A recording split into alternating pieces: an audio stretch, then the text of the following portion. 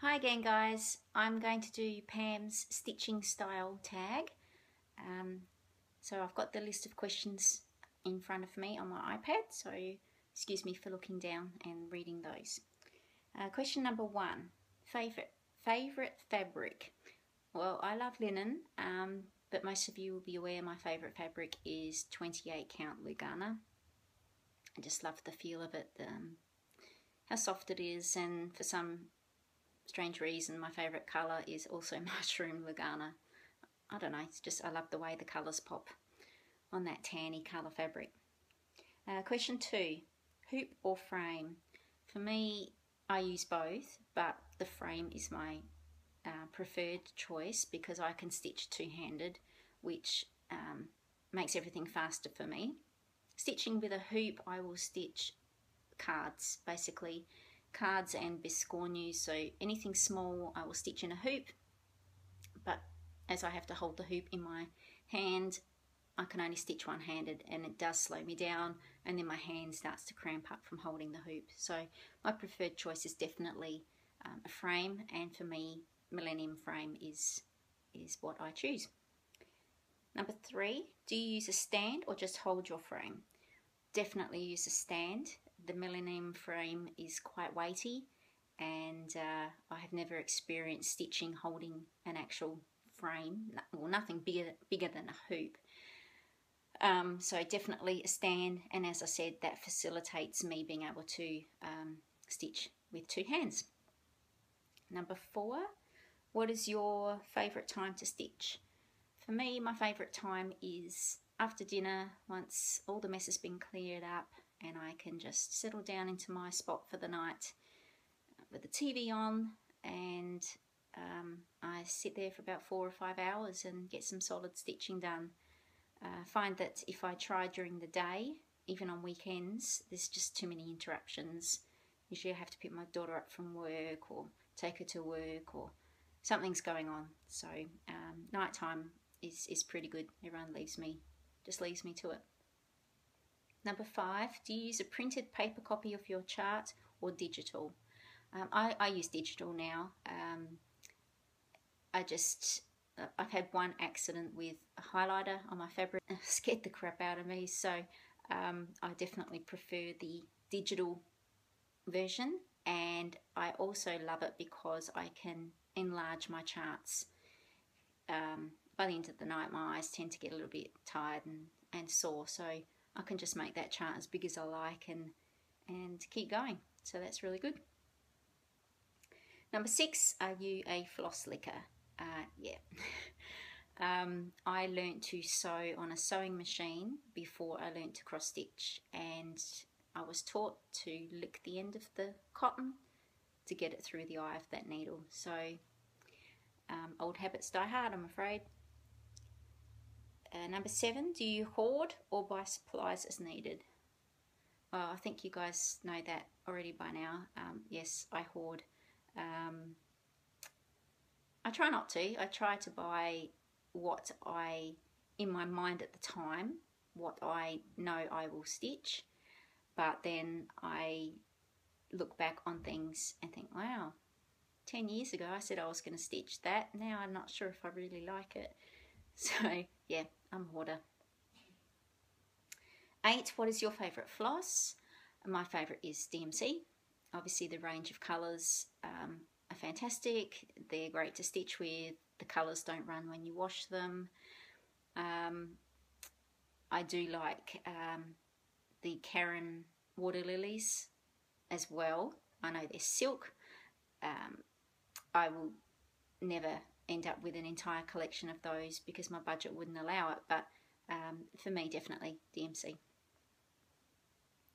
Number 9, are you a serial starter or do you have a whip at a time? I'm not a serial starter. I have 4 main whips on the go, which is new to me this year. Normally I was one project at a time,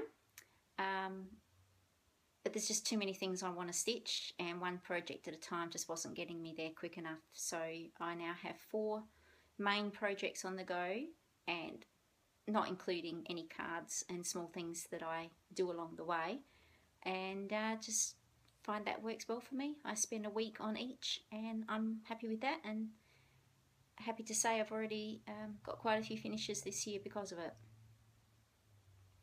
Number 10, do you have more FFOs or UFOs? So FFO, for those of you that don't know, is a fully finished object, and UFO is an unfinished object. I definitely have more FFOs. I only have one UFO, and that is my daughter's Christmas stocking that I started many years ago. Talked about this in a previous video. That was beyond my expertise at the time, and basically I stuffed it up. But it is waiting for me. I've got it in the back of my mind. It never leaves my mind because it's the only thing I've never finished, and that bugs me. So I really hope to get that out this year. That's my goal for this year, is to get that out, fix it and finish it, and then start some more for everyone else. But I'm not doing any more stockings for anyone until that one is done first. Again, I'm a reward person. I treat myself for achieving what I want. Number 11, do you watch TV while stitching? Yes, I do. I watch TV. I like to watch movies, but not something, if it's something that's got subtitles in it, that's not going to work, because I do spend 85% of the time looking at my needlework and 15% of the time listening to the TV. So it needs to be something that I don't have to look up every few seconds, because I know I'll make mistakes. My husband likes to watch quite a few of the American reality TV shows, and some of those just getting on my nerves now. So when he puts those on, my earphones go in and floss tube goes on. So I like to watch that as well while I stitch. Number 12, do you mostly stitch alone, or do you ever get together with someone to stitch? I would love to get together with someone to stitch. So no, the answer is I stitch alone, although there are people in the room with me, but they don't stitch. I do find, however, that I can't very well talk and stitch at the same time. I find the same thing when I drive. If I'm driving and talking, I miss turn-offs. So yeah, I can listen to things while I stitch without a problem, but if I'm required to talk back, then for some reason my mind has an issue with that, and then I will start making mistakes. So I'm probably better off with the way it is at the moment, that I stitch alone. Next, number 13, do you like to experiment and alter things with your charts, or do you stitch them just as written? I am a chart follower, always have been, and I guess that's because I fall in love with a design based on the picture that's given. If I don't like something, I struggle to see how it can be changed, if that makes sense. Basically, if I see a design, I know if I like it or I don't like it. And if I don't like it, I don't really go through the thought process of, oh, but that might actually look better if it was blue instead of green. That doesn't really happen with me. I have, however, since changed a couple of things, a couple of small things on designs, like a couple of colours, or my daughter's birthday card. I took out some of the words and put numbers in. So I am experimenting a little bit more with it. But you guys, Coffee Stitcher and Angie, A Stitch in Time, the changes you guys make to your things, and look, there's many of you out there that do it.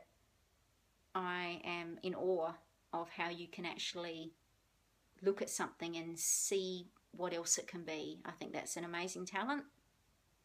Unfortunately, I don't have it.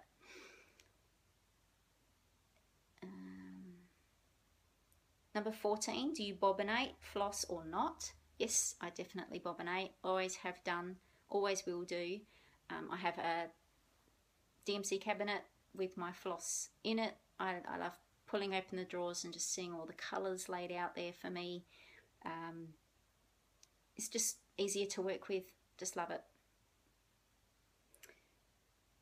Number 15, do you start a project in the middle of your fabric or at the corner? Well, that depends on the type of project. I always have started in the middle of projects until last year when I started my first Heaven and Earth design.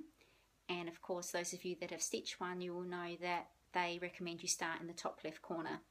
And a few people have commented on my videos and asked why.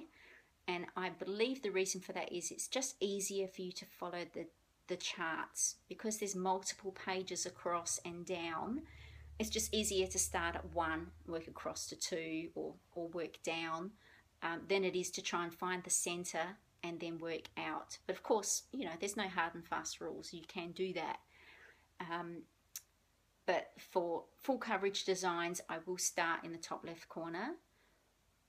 But every time I do so, I always have that fear that I haven't measured out the fabric correctly and I'm going to run out. And I get so many pages across and I have to get that tape measure out and measure it again. And sometimes I've even counted hundreds of stitches just to make sure it's going to fit. Because I have that fear of running out of fabric, and I could think of nothing worse. So that is why I prefer to start in the middle, but of course for charts that require that. Number 16, do you have a whip rotation? I did mention that before. Yes, I do. I have 4 main whips and I spend a week on each. So my start of the week is a Monday night, and I will stitch right up to and including Sunday night, and then I will bring out the next whip for the following Monday. If, for example, my Save the Stitches, if I'm happy with the progress that I've done in the week, if I've completed what I had in my mind I needed to complete, I'm happy to finish that off early in the week and then work on something else that requires my attention. Not one of my other whips, my big whips, but more like a birthday card or a birthday gift, something that I know has a bit of a priority in my life. So, but generally, yeah, a week at a time.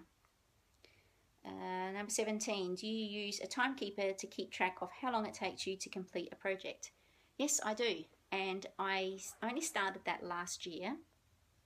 The one I use is, I think it's called Time Tracker, and it's a little pig with a clock in the background.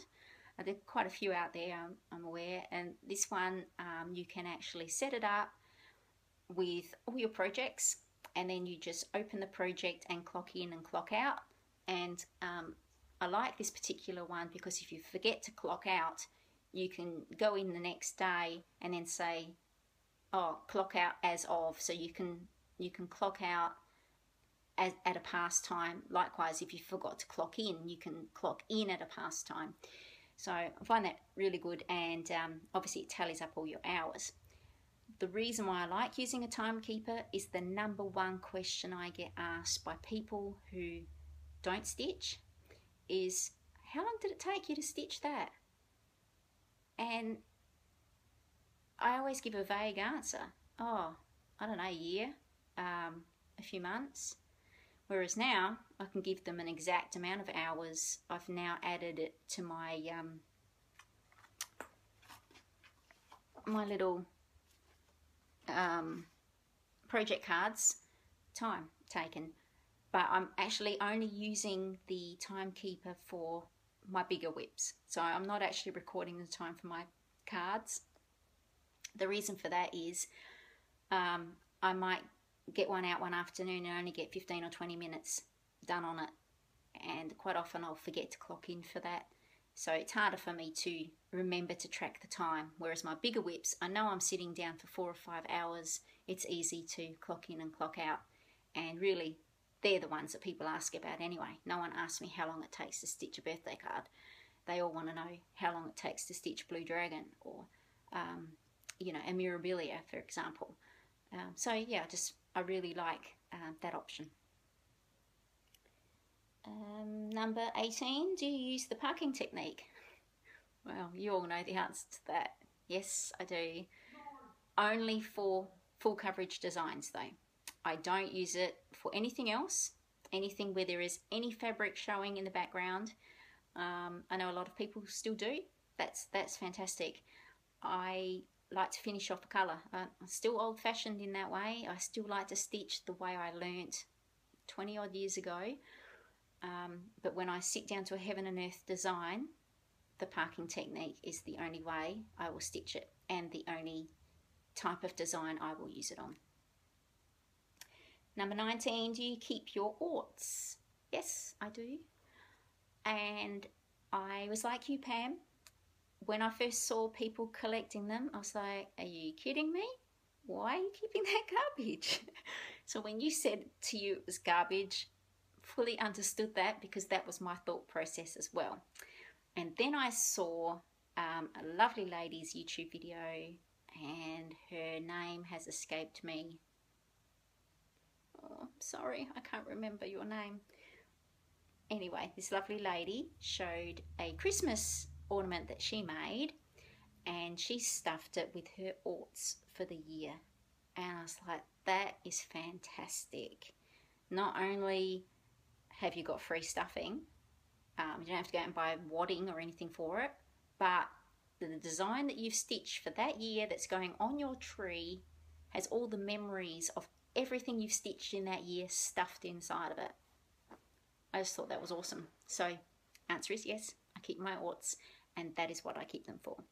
And I'm also going to, because I've got a lot of orts, because I do a lot of stitching, I've already got more than enough for one ornament, so I will probably use some of my orts to stuff a biscornu with.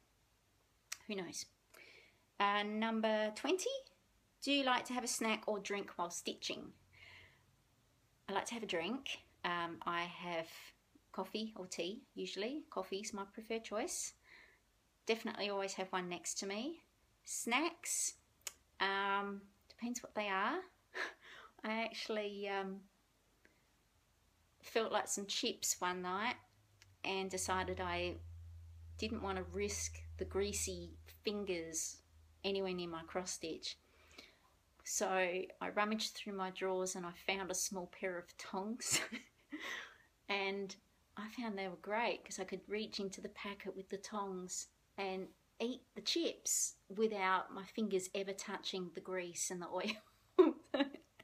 That sounds really stupid, I know, but it was a way for me to have a bit of a snack without the risk. So I try not to snack because, you know, they say after 8:30 it's not good to snack after 8:30. So I just try and stick to tea and coffee sometimes.